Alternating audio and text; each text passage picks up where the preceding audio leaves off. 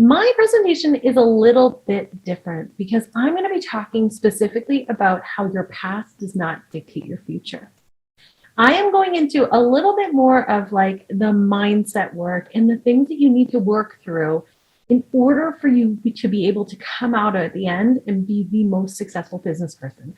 Because here's the thing, if we don't work through all of this mindset stuff, and if we don't work through all of the pieces that are maybe holding us back, we'll never actually see our true potential. So I want to share a little story with you and then go into some exercises that we can do together. Now, growing up, I had this amazing family life. I was so blessed. We were so blessed. We had this like incredible network. And this is a picture of me and my sister when we were younger. That's Christine and I. I was in the red hat. We used to always dress like twins, even though we weren't twins. But we had this incredible life growing up where, we were so blessed, and my mom was a stay-at-home mom. She was super involved. And my dad used to read us books and bring us crackers and cheese in bed every night. And, we had all of these amazing, fortunate things in our life. We had countless trips to Disney. We had a summer home, all of this. Now, I share this with you because I want you to understand that my life started out so dreamy and so beautiful, and I just felt so happy and full of joy. But that dream slowly became a nightmare and slowly like crashed down around us. On March 22nd of 1988, I lost my best friend. I lost my sister. Her name was Christine. At a very young age of 11, my sister decided to commit suicide. I was 9 at the time. And that moment in my life is so clear. It's so picture perfect. I can remember that moment. I can recount the feelings I was having, everything about the night that this happened.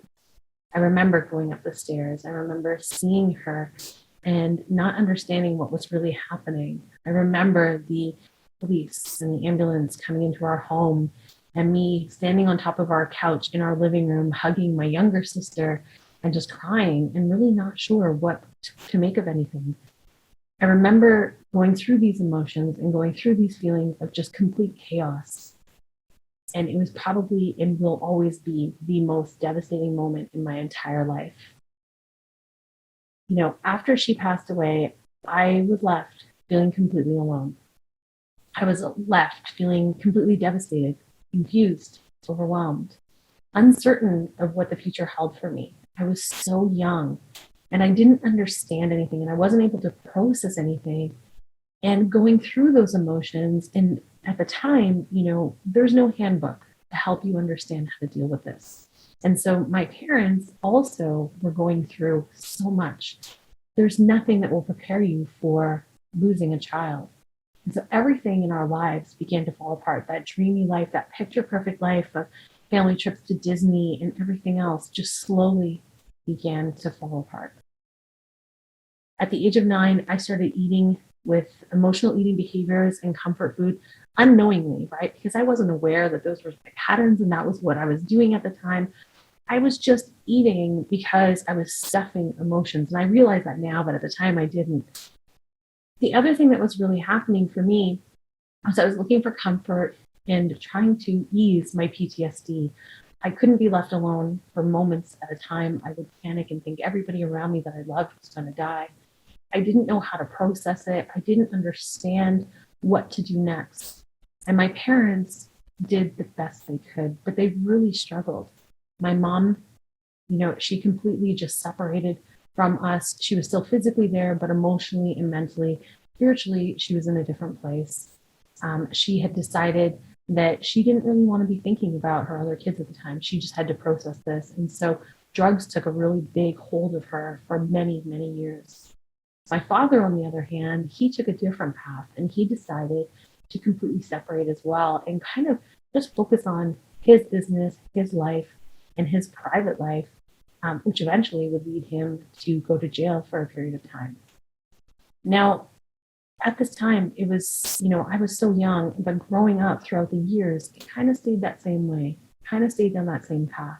And no longer was there any joy. There was no more laughter. There was no more happiness. There was no more mentioning of Christine's name in my household. It was really just everything was shutting down piece by piece, as well as myself. I then began, as I got older, to start experimenting with drugs and alcohol. At the age of 15, I was doing drugs on a regular basis. I was taking alcohol. And as you can see by this image right here, whenever I look at it, I just can't even believe, when I look at that, I'm like, wow. I wish I could tell you, I wish I could go back and tell her that everything was going to be okay. But I look at that and I think about all of the things that I was doing to try to process and to try to navigate through this very difficult time.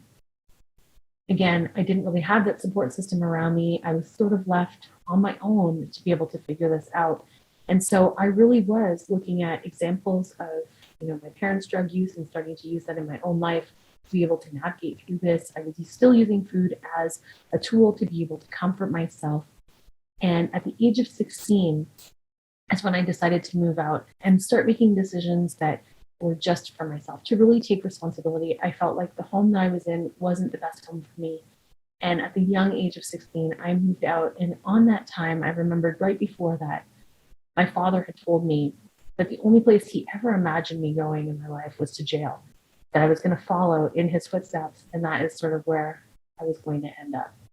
And I share this story with you because I want you to understand that at that time, I didn't really know if that was true or not. But what I did know was that I felt differently. I felt differently about what he was saying. I didn't truly believe in my heart, in my gut, that that was my path. I felt like, that's your path, but I'm going to choose differently. And I'm going to make a choice to go on a different route. And I had the luxury of doing so because I was still young and I was still in a place where I didn't really have a lot of limitations around me at the time. I really had the ability to choose. I moved out at 16. I got my own place. I worked a full-time job while going to high school. And I decided that rather than getting stoned and going to school or skipping school altogether, I was going to show up. I was going to do the work. And I was going to start passing and start getting better grades and start improving and to actually go towards some specific goals. I realized that the path that everybody thought I was going to follow didn't have to be the path that I followed, that I could create my own path. Little did I know at the time that I was creating this path, I was young. And so it was subconsciously that I was actually creating this. But I realized at that time that every choice I made was impacting myself, who I was surrounding myself with, what I was doing in my free time, how I was showing up for my education, how I was showing up at my job. Everything was on my own shoulders because I was truly responsible for myself. Because I had moved out, because I was paying my bills, because I was going to school, I knew that I really didn't have anyone around me to blame but myself, and that I didn't have to look at my past. I could look towards my future, and that's exactly what I did. We always in this lifetime have choices. We have choices, and I always like to think of it almost like a path, like the way that a path splits out, like a fork in the road, right? And so I always think back to my life and I think I could have stayed on that same path. I could have stayed on that same path going towards, heavy drug use, heavy alcohol use, and continued down that path. And don't get me wrong, those paths came back in my early 20s, but I made another choice. But it's always about making decisions for yourself. And you need to look forward at the end and say, what do I truly want? And I knew that for me, I didn't want what everybody thought I was going to have. I didn't want to go to jail. I didn't want to end up being reliant on anybody else. I wanted to be independent and choose for myself and make decisions for my better self. And so that was the decision I made. And I truly believe that we always have those choices. So when you're thinking about your own life, and you might be thinking about, maybe your story is different from mine, but we all have a path, and we also have a path that we believe is kind of laid out for ourselves. So how do we let go of our past to help us determine a new path for success? And that's what I'm going to show you today. And we're going to work through this piece by piece, because I truly believe that every single one of us, if you feel like you are struggling with something that is holding you back, whether it's a false belief, whether it is, a bit of a messy past like myself, or whether it is something that you feel is emotionally, mentally, spiritually, that is holding you back in some way, this is really going to help you to learn to let go of it so that we can create that new path for success. So the three main stages to letting go is to look at your mindset, your emotions, and your planning. We have to have all three in place. I truly believe that this is exactly what I did in my life to be able to create this new path for myself. So the first thing we want to look at is our mindset.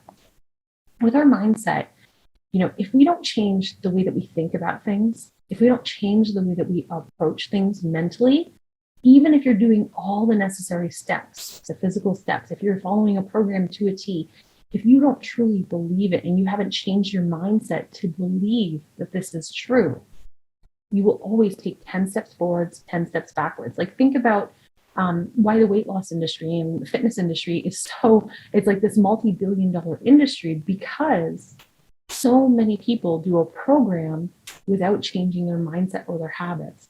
And without changing your mindset or habits, you will do the yo-yo effect. Take 10 steps forward, 10 steps backwards, 10 steps forward, 10 steps backwards. And so we have to change the mindset, which is why this is number one. So the first thing I want to do is look at creating a new identity in ourselves to who we want to become, not who we currently are. So what I want you to think about, and it's not saying that who you are today is not incredible and amazing and capable. It's saying, who else do I want to become? What else do I want to achieve to be able to become the person that I envision being that? So it's creating a list of areas that you want to grow in. Look for ways to inspire yourself to do this. So this could be through courses, this could be through mentorships. The Visionary Summit is an amazing way for you to be able to start down this path. Look at meditation techniques. When I was going through my own transformation and transforming myself from who I was and the path I was on to this new path, I used meditation work and movement work as huge opportunities to change my mindset. Meditation allowed for me to calm my mind and to dig deeper into my like a lot of soul searching so that I could find a new path. But find the path that works for you, and don't feel as though you have these limitations onto what you have to do. It has to be something you believe in, but you want to make a list, first of all, of areas that you want to grow in. So it could be that you want to gain more patience, that you want to learn a brand new skill. It could be that you want to learn to, again, for letting go, it's about creating a list of things that are maybe holding you back. The second thing that I want you to think about is looking at what is possible. Limiting self-belief is a true thing. It's a real thing, right? We all have this limiting self-belief system built into us that tells us we're not good enough, or we're not smart enough, or we can't do these things. I want you to flip the script, and I want you to start flipping the script on a regular basis. And instead of thinking about what you cannot achieve, I want you to think, why not? Why couldn't I achieve these things? Why couldn't I build this empire, this incredible business? Why couldn't I be the fastest runner? The only thing that's holding you back is yourself, because it truly is a limiting self-belief. So we have to think about what is possible and then create a path towards that, which we'll talk about in the planning section. So I want you to write down something that you think seems impossible today. And I want you to ask yourself, why is that impossible to you? Why couldn't you achieve that thing? And now we're going to figure out a path to be able to get you to that end goal. The third thing I want you to do from a mindset shifting standpoint is know that you are worthy of success. I want you to know that in your heart, in your gut, in your bones. I want you to know you are 100% worthy of every single piece of success that is out there. So start that by believing it, by using successful language. Oftentimes, and I say dreamy words as well, but that is retraining the way that we talk to ourselves. A lot of times negative self-talk comes into play. A lot of times we think, wherever we're at in our life is, just that's fine. But if that is not the greatness that you desire, if that is not where you plan to go, I want you to start thinking about, I am worthy of success. And what is it that I want to achieve? So start using successful language. Successful language, dreamy words means stuff that you aspire to be, that you are inspired by. Thinking about words that are in positive context and removing negative context, especially when it comes to talking about yourself and your future. Also talking about your past. Oftentimes, even when you think about the story I shared with you today, there is no negativity around it. Of course, there is sadness and sorrow and heartache, but there is not this blame or there is this feeling of negativity. I believe everything happened the way it was supposed to happen. And, we have all done the best we possibly could to reach where we wanted to be today. So I want you to write these words of success. I want you to write down 10 words that you can use. And I want you to start using them as affirmations, success words that you start putting into your daily vocabulary. So one of the things, the practices that I did for mindset with affirmations was I used to repeat an affirmation, a statement of belief. So my belief statement, my personal affirmation that I used to use was, I trust the process of life. I am safe. And that was my ability to learn to trust things and to move forward and to know that I could let go of my PTSD and I could let go of some of the things that were holding me back from the greatness that I desired so much. And I had this statement that I repeated to myself every single day, 21 times in a row. So in order for me to not have to count and think about it, I used to actually have one of my tricks for affirmations was I had pennies in a jar and I would pour them out on my floor and then I would say the statement and I would have my eyes closed and I would slide one over to the right side. So they'd all start on the left and I would slide them over to the right. And then this allowed for me to know that once I finished all of the pennies, 21 was done. And so every single time I did this over and over and over again, by saying these words, just like when we say negative words, we believe it. This is allowing ourselves to retrain our thought process to start thinking about it from a positive context. And the last thing that I want you to think about from a mindset perspective is recognizing that we cannot change the past. That is okay. You don't have to change the past, right? We can learn to accept it. We can learn to let it go. We can learn to appreciate the lessons we learned from it. We can learn to think of it and look at it from a different lens. But the most important thing that we can do is look at our today and look at our future that we're shaping for ourselves by creating a new path for that success. Now, the second part is about the emotional piece. The emotional piece is so important.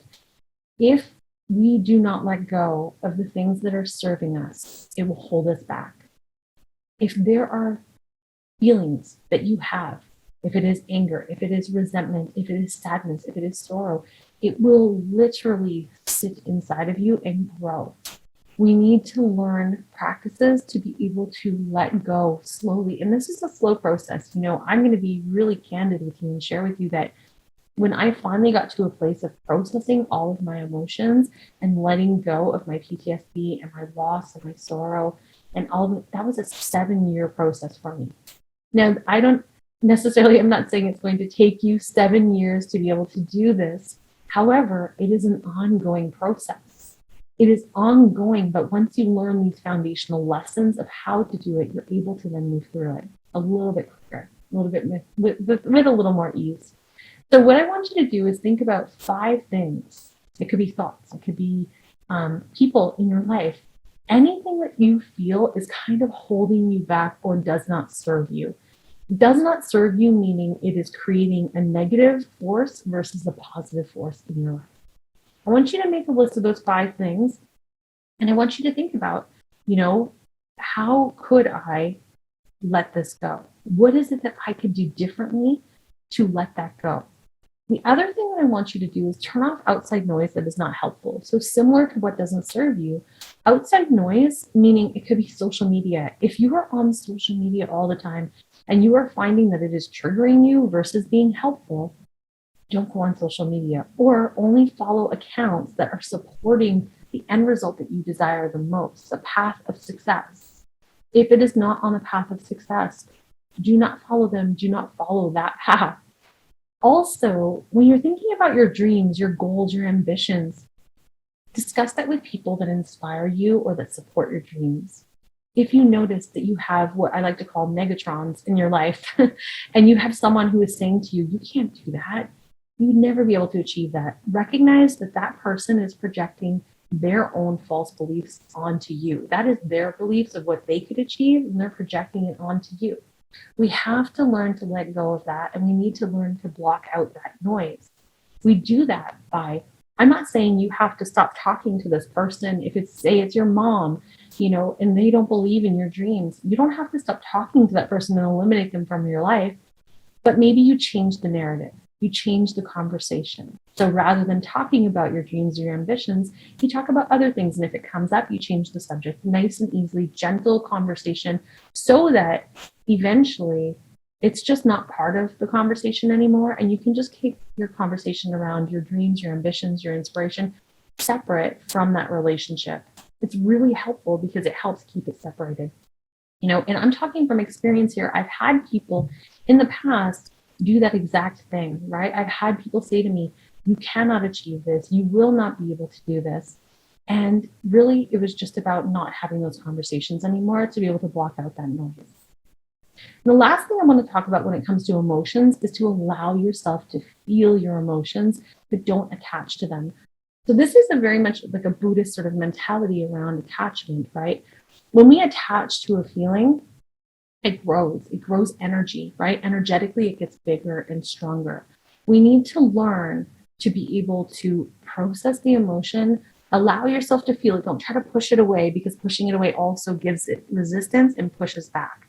We want to be able to allow yourself to feel emotions. So if there is something from your past that you need to process, allow yourself to feel that emotion, but be able to not attach to it. That is not who you are today, and you're moving towards the person you want to become, which is a person who does not hold on to that emotion.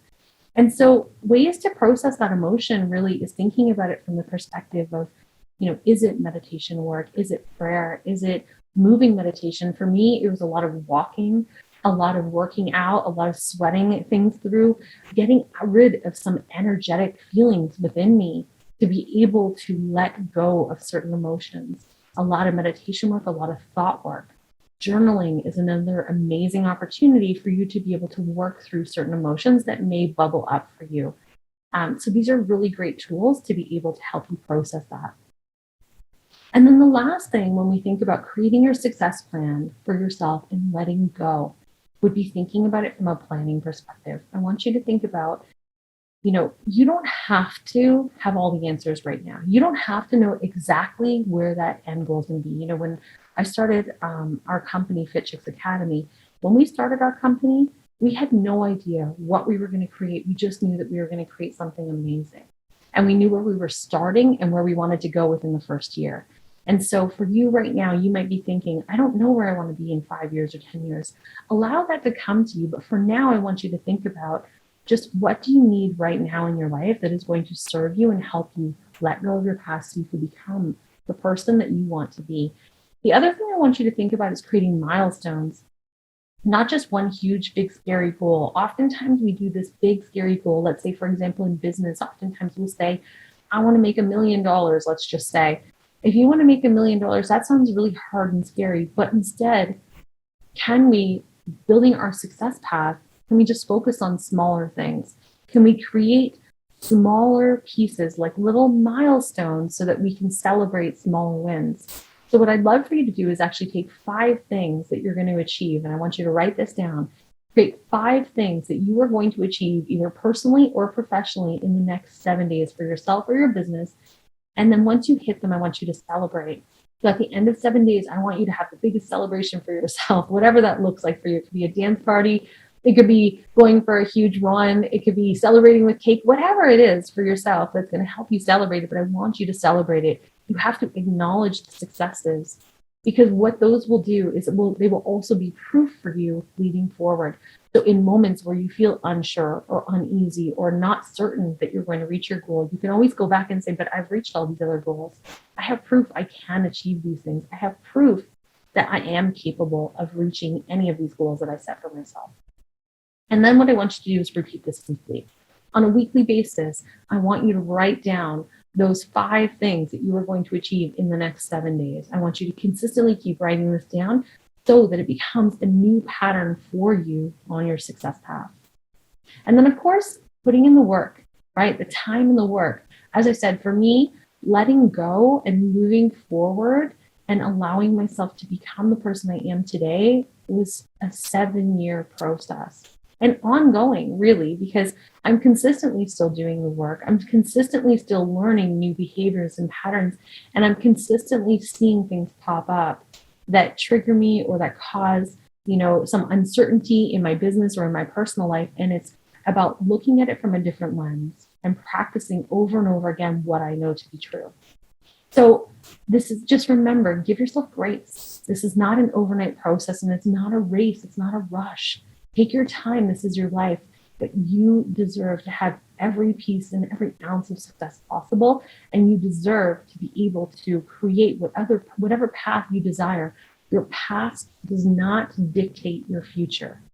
Who you were yesterday, who you were 10 years ago, how you grew up, it does not have to dictate who you will be today and who you will be tomorrow.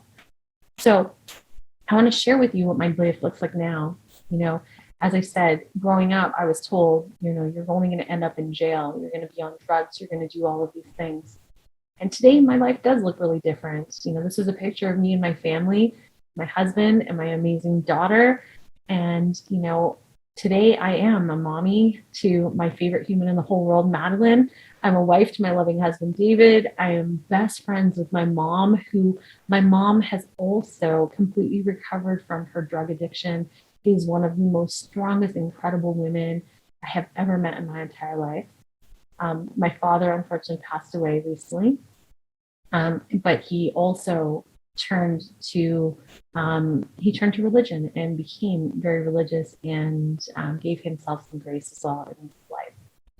And of course, I'm also the co-founder of Fit Chicks Academy, and I have built this business, and that's my bestie in that picture right there with the other Chick Sergeant shirt on. And her name is Laura Jackson, and she is the co-founder of Fit Chicks Academy with me, and we have built our business from 7 women to a 7-figure business, and we have continued to grow our business. It came from this place of a vision and a passion and growth and opportunity. And so I leave you today just wanting to share one last thought with you, which is that you right now, whoever you were yesterday, is not who you are today and does not have to dictate who you are going to be tomorrow. So remember that, and remember that you are powerful, you are resilient, you are capable, you can achieve anything. Dream big. Plan for big things in your life, and big things will come. I promise you that. Believe in yourself, because it is absolutely